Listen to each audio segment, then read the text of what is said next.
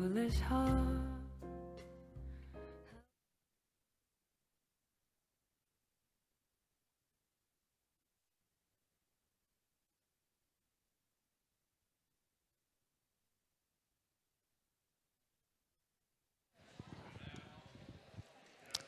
Ja, så færre vi at byrja atter. Jeg hadde ikke så rann det går jeg så kompostspann tja Jon her. Jeg vet ikke, maten smaker så vel, så jeg hadde ikke det for så eller når jeg går her. Jeg håper du over omkring løsene, tror jeg. Og i Danmark en fellesskaper som arbeider for å velge naturene og å styrke natur- og markfeltet og eisen å bedre sambandet mellom menneske og natur. Og dette Danmarks Naturfredningsforening som var stående i 1911. Og fortsøtten for Danmarks Naturfredningsforening, hun heter Maria Røymert Gerding. Velkommen, Maria. Tusind tak.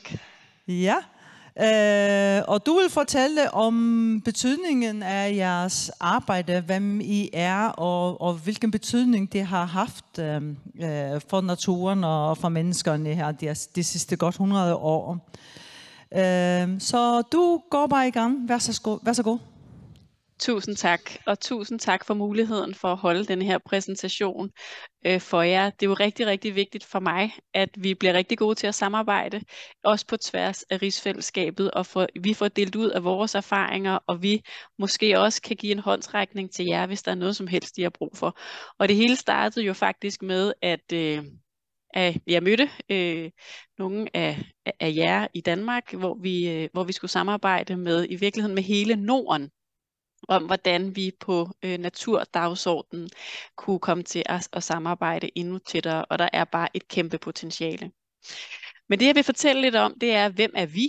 Vi er jo Danmarks største grønne organisation. Hvordan er det, vi arbejder faktisk både ind i vores maskinrum, men også udad til, hvordan er det, vi prøver at sætte politiske dagsordner, hvordan er det, vi prøver at sikre, at naturens, miljøets og klimaets interesser bliver tilgodeset i regeringens politik. Og det er det, jeg vil komme omkring. I virkeligheden begge dele, både hvordan vi arbejder internt og hvordan vi arbejder udad til. Så hvem er vi? Jamen, vi er den største grønne medlemsorganisation i Danmark. Vi er meget gamle, som du også sagde i introen. Vi blev grundlagt i 1911, så vi har været her i Danmark i rigtig, rigtig mange år. Vi er omkring 132.000 medlemmer. Vi har medlemsvækst, det vil sige, at der kommer flere og flere medlemmer til. Det er rigtig dejligt. Der er rigtig mange andre foreninger og politiske partier, der mister medlemmer, men hos os, der kommer de faktisk til. Vi er repræsenteret i alle Danmarks kommuner. Det vil sige, at vi har lokale afdelinger i altså 96 i alt. Vi er omkring 1500 frivillige, det vil sige mennesker, der organiserer sig og bruger deres fritid på at hjælpe os med især at være til stede ude lokalt. Alle vores lokale afdelinger er baseret på frivillige kræfter. Det vil sige, at der er ikke nogen, der får løn overhovedet. De er rent frivillige. Alle bestyrelser i vores kommuner er rent frivilligt drevet. Og man kan sige, at det jeg lidt hæfter mig ved de to tal, jeg lige har nævnt, det er, at vi er 132.000 medlemmer. Men i virkeligheden er det en meget lille del af vores medlemsskare, der organiserer sig som frivillige. Og det er noget, jeg har meget fokus på i forhold til at få endnu flere til at have lyst til at lægge frivillige kræfter ude i vores lokale afdelinger og hjælpe os med vores arbejde. Så har vi base her i København, hvor jeg sidder nu. Vi er cirka 100 medarbejdere her. Og så har vi en særlig ret, og det var en ret, vi fik af den danske statsminister i 1930'erne, ham der hed Thorvald Stauning. Han gav os en særlig ret til at kunne rejse fredningssager, det vil sige til at kunne få den her særlige naturbeskyttelse. Og 5% af Danmark udgøres af forskellige typer af fredede områder. Der er rigtig mange landskabsfredninger, hvor det er landskabet, der er fredet, men her især de seneste år har vi også rigtig mange naturfredninger. Og det gør selvfølgelig til noget særligt, at vi har den ret. Altså det er mig personligt, og det er miljøministeren, og det er kommunerne, borgmesteren, der kan rejse fredningssager i Danmark. Og hvor er det, vores økonomi kommer fra? Jeg varslede lige, at jeg også ville fortælle jer lidt om vores interne arbejde. Og der synes jeg selvfølgelig, at det er væsentligt at lægge mærke til denne her store blå del af lagkagen, som er medlemmer. Det vil sige, det er private borgere i Danmark, der hver måned eller hvert år giver et beløb til os. Og det er klart hovedparten af vores økonomi. Så er der også to lidt mindre områder. Det ene er arv, altså testamenter. Folk, der testamenterer en del af deres formue til os. Det er noget, der er i kraftig vækst. Så det er bare også en opfordring til jer, der arbejder med det her i en færøsk sammenhæng. Det er virkelig noget, folk gerne vil. Altså give en del af deres midler, når de går bort til en stærkere naturbeskyttelse. Fordi der i hvert fald i Danmark er en markant voksende erkendelse af, at det her det er et kæmpe problem. Så arv er i kraftig vækst i forhold til vores økonomi. Så har vi også fonde og puljer, og det er også i kraftig vækst. Der er rigtig mange store fonde i Danmark. O.V. Jensen er jo også aktiv på Færøerne, men vi har mange andre fonde i Danmark, som har mange penge, og som gerne vil give midler til naturbeskyttelse, især til det mere borgernære, altså mobiliserende projekter. Kan vi få flere børn ud i naturen? Kan vi få unge ud i naturen? Så der er rigtig mange midler for os at hente der. Så det er det, jeg vil dykke ned i som sådan hovedelementerne i vores økonomi. Så har vi en lille bitte webshop, der også giver lidt. Vi har noget naturformidling, vi har en lille smule erhvervssamarbejde, men altså slet ikke noget, der på nogen måde kommer op i nærheden af de tre andre. Vi har afsindig meget fokus på medlemshvervning og fastholdelse. Det er ekstremt vigtigt for os, også jævnfør denne her. Hvis vi skal have så meget økonomi fra vores medlemmer, så skal vi også være rigtig dygtige til at hverve nye medlemmer og til at fastholde de medlemmer, vi har. Og hvis man starter over i venstre side, altså over i den grønne, så bruger vi ret meget energi på det, der hedder at generere leads. Altså simpelthen få en fornemmelse af, hvem i befolkningen er interesseret i vores sag, som vi så kan hverve som medlemmer. Der bruger vi rigtig meget kampagner, altså kampagneværktøjet, at finde nogle sager, som befolkningen går op i. Her i Danmark lige nu, der er det i meget høj grad havet. Beskyttelse af havet har vi kunne få rigtig mange underskrifter ind. Vi laver underskriftsindsamlinger og hjælper os med at få beskyttet havet bedre. Det vil danskerne rigtig gerne skrive under på. Vi har lige nu en kampagne, der hedder Stop Bundtrawl. Det vender jeg også tilbage til, som har fået næsten 50.000 underskrifter på ingen tid. Altså 50.000 mennesker. Selvfølgelig er nogle af dem vores medlemmer i forvejen, men rigtig mange er ikke. Og det så ryger det videre til telemarketing, som vi kan se i den næste boble opad.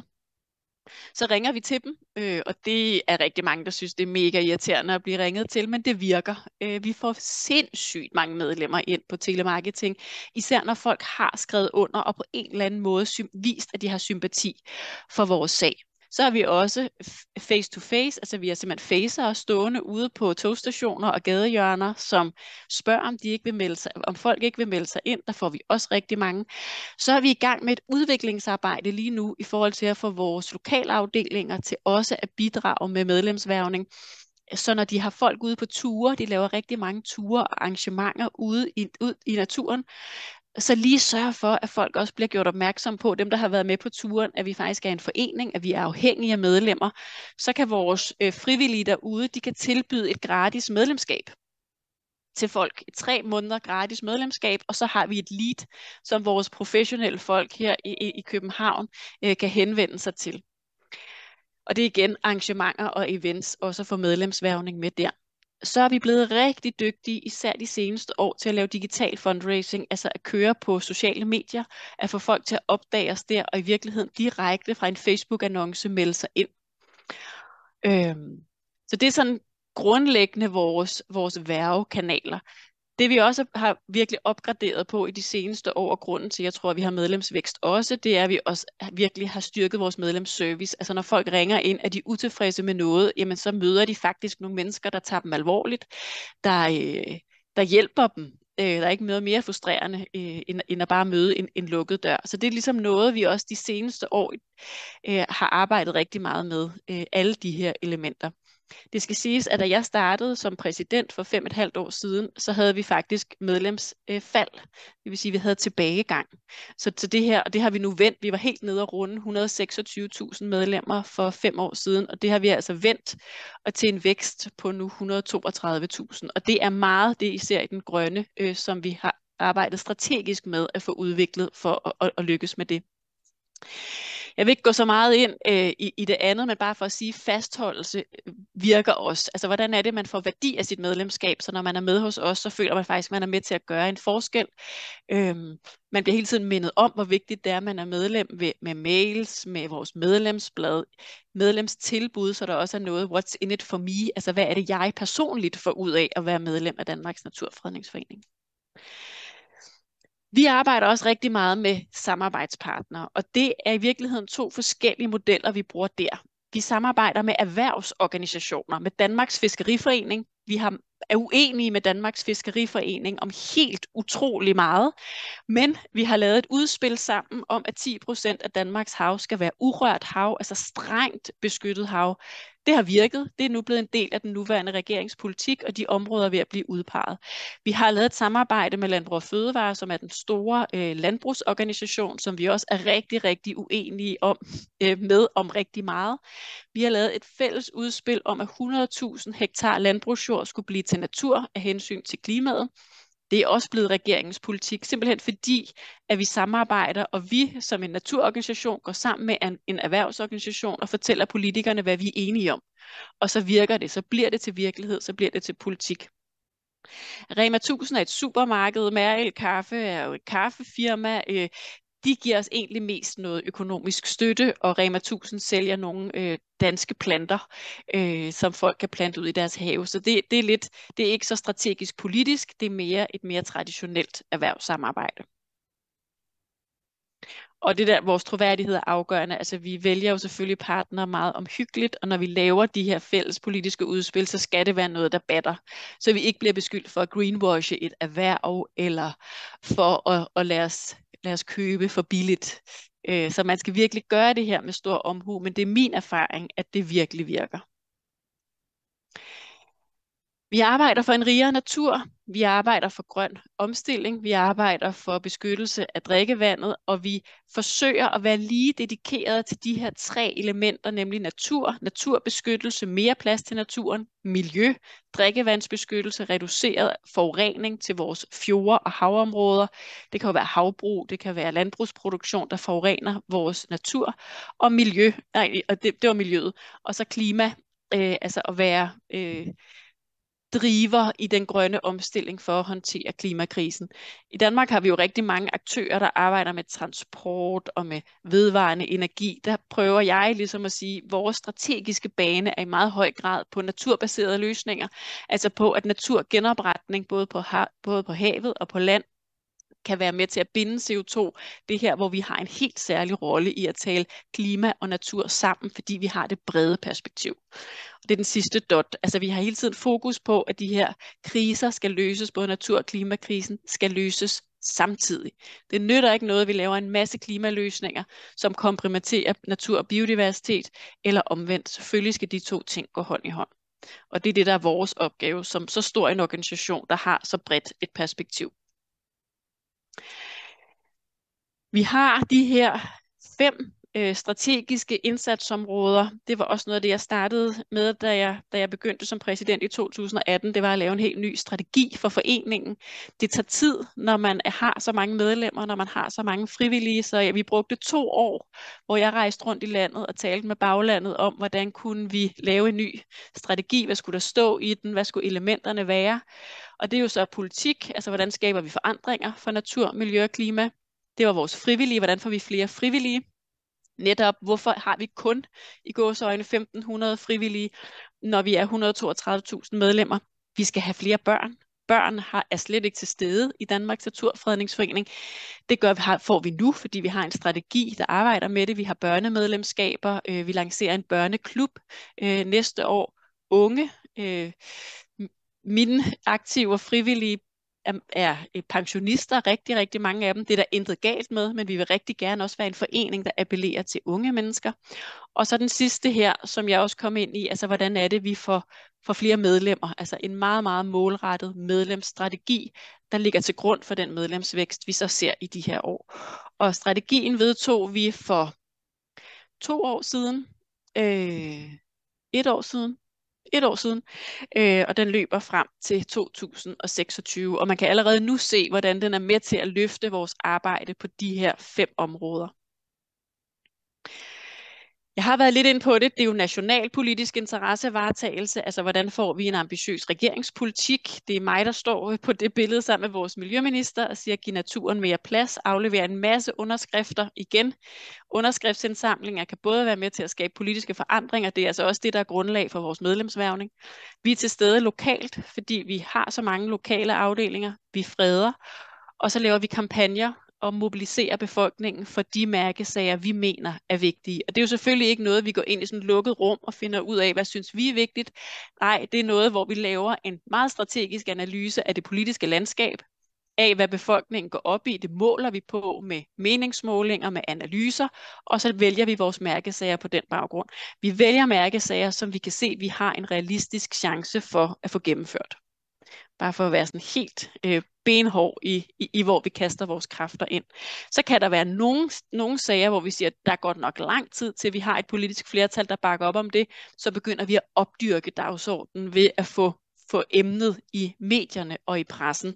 Fordi så kan vi om nogle år formentlig høste et politisk resultat. Ja, det har jeg jo nærmest sagt. Det er politikere, embedsmænd, andre. Vi samarbejder jo både politisk, vi samarbejder også bag linjerne, altså med embedsmænd.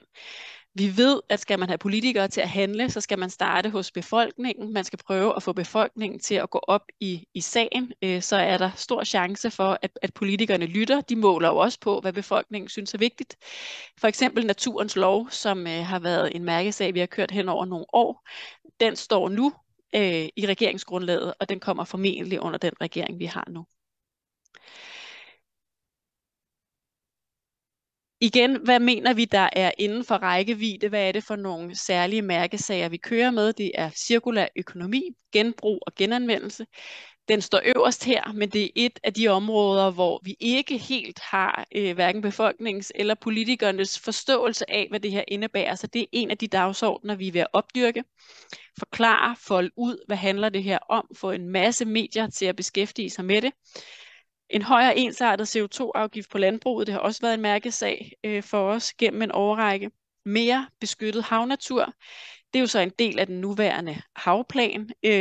Det er stadig tilladt at lave bundtrål i beskyttet natur i Danmark. Det har vi nu lavet en kampagne, der skal få stoppet, så det håber vi på, at den kampagne kan være med til at presse på det politiske niveau.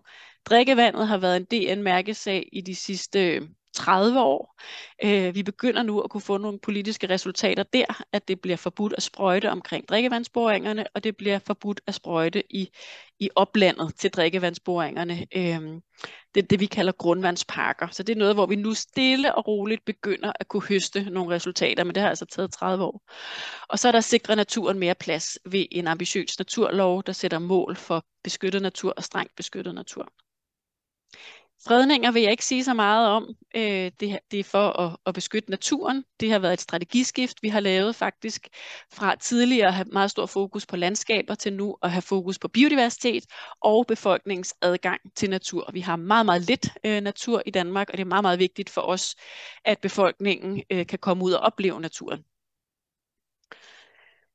Vores lokale arbejde, det er meget lokalpolitisk interessevaretagelse, altså det samme som vi gør nationalt, at gøre det på lokalt niveau, snak med politikerne, prøve at få dem til at blive ambitiøse. Men det er også at indsende høringssvar selvfølgelig og klage, hvis vi mener, at kommunerne overtræder lovgivningen. Og det skulle man tro, at de ikke gjorde så tit. Det gør de ufatteligt tit. De overholder simpelthen ikke gældende naturbeskyttelseslove, og når vi klager, så får vi altså medhold i 80% af vores klager. Det vil sige, der har vi altså haft ret i, at kommunerne overtrådte gældende lovgivning.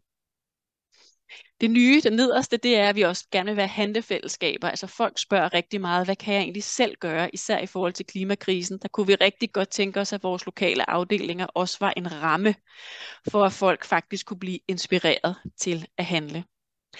Det her det er bare nogle af vores kampagner. Stop bundtrawl i beskyttet hav. Drikkevand. Mere plads til natur. Og det er Kronprinsen, der står her og også er med til at åbne Naturens Uge sammen med mig her for få uger siden, i forhold til at få flere børn ud i naturen. Så kampagner for at mobilisere, for at få politiske resultater, er noget, der fylder afsindig meget i vores arbejde. Igen, vi bruger også vores pressearbejde meget strategisk. Vi har en stor presseafdeling, og det handler jo netop om at sætte dagsordner i medierne. At sørge for, at de sager, vi synes er vigtige, at de får luft under vingerne, så det er noget, befolkningen i Danmark diskuterer, for så snart det er noget, befolkningen begynder at diskutere og gå op i, så er det også noget, som politikerne lytter efter. Så hvad har vi opnået de seneste år? Jamen, vi har fået 75.000 hektar urørt skov. Vi har fået et løfte om 15 naturnationalparker. Vi har fået trawlfrie områder i Danmark, altså hvor at naturen får første prioritet, og vi beskytter havbunden. Vi har fået målet om 10% strengt beskyttet hav inden 2030. Det var det, jeg nævnte. Det var vores skyldes helt entydigt vores samarbejde med Erhvervsorganisationen for Fiskeri, at vi gik sammen med dem om at foreslå det her. Der kunne også have stået her 100.000 hektar lavbundsjord, altså produktionsjord, der skal ud af produktion og laves til natur, og også det her løfte om naturlov. Og det her, det er ikke noget, der bare er faldet ned i vores turban.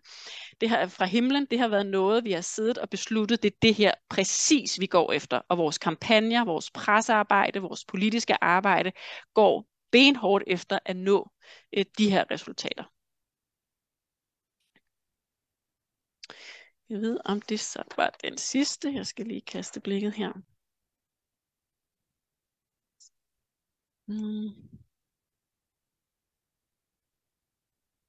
Der burde komme en slide, der siger tak for ordet. Jeg kan ikke rigtig få den frem, men tak for ordet. Det var det, jeg ville sige i mit indledende oplæg, og nu selvfølgelig parat til spørgsmål.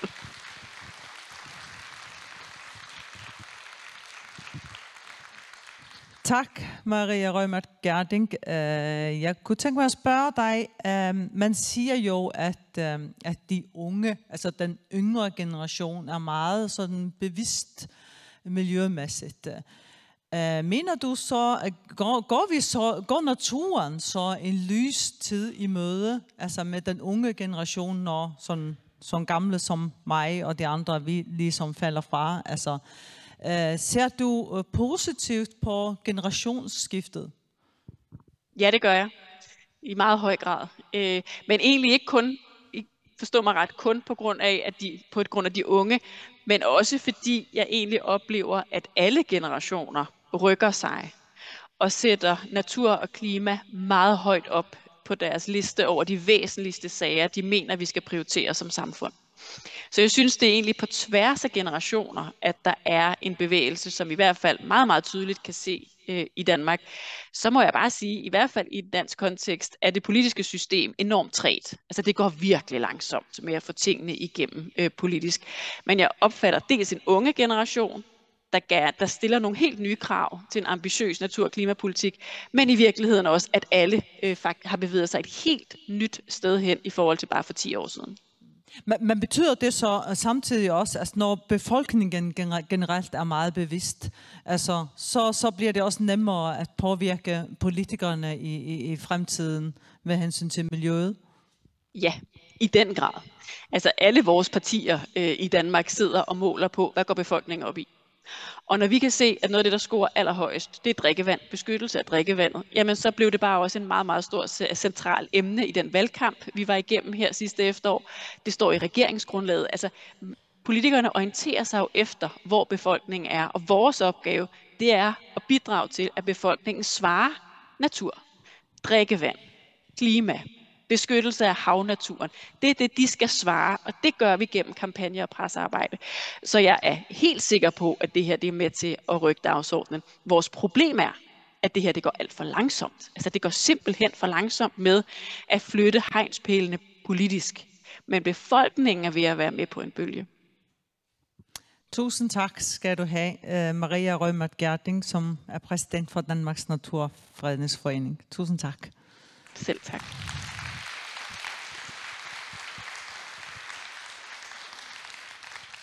Og så er vi kommet til løtene ta og i verkstovene byrja. Så nu er en grulig rennan atter og fram her i midten. Det er så leies at vi har 5 imiske verkstover, og det byrja nå klokkan 13:20 og klokkan 14:20. Og det er så at det stender og tikkere halsbandet, til det var ganske hukt etter du er bergsynlig her. Her stender så kvarja verkstover til å melde deg til, og når de skulle møte til der imso verkstovene.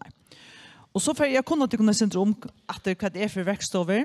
Det er en som eiter Bøtten og Natur og tilknytte, og hun er bare her i høtlene her. Og her er det på for omkvarves utbygging av verskatlene Youth for Arctic Nature. Og det er ter 4, Jessica Aquino, og så er det Cecilie Chauvin, og Daisy Marchiato og Sandra Granqvist som standa for tarre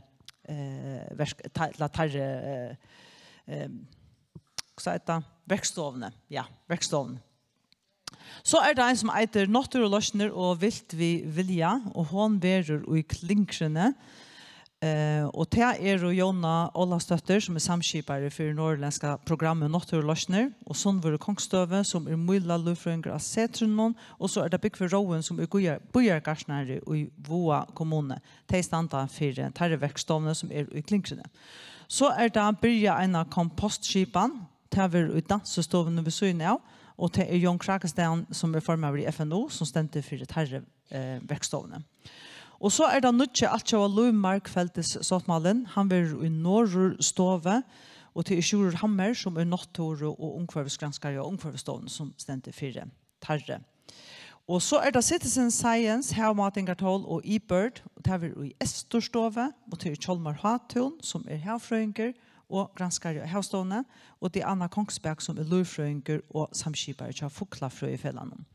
Det er altså verkstovnar, men spyrje endelig hvis det er ivast i omkron, og her standa pøylar imsastande som man ja, utegången er pøylar, så de finner verkstovnar. Ja. Og som sagt, den første byrjar nå klokkan 13:20, og hun verer til klokkan 14:05, så er det kaffe, og den neste byrjar klokkan 14:20, og så hittas vi atter her klokkan 15:15 sharp. Og her takker vi så sammen i cirka en halv time og short. Så, gjør så vel. Ferdig i verkstovner.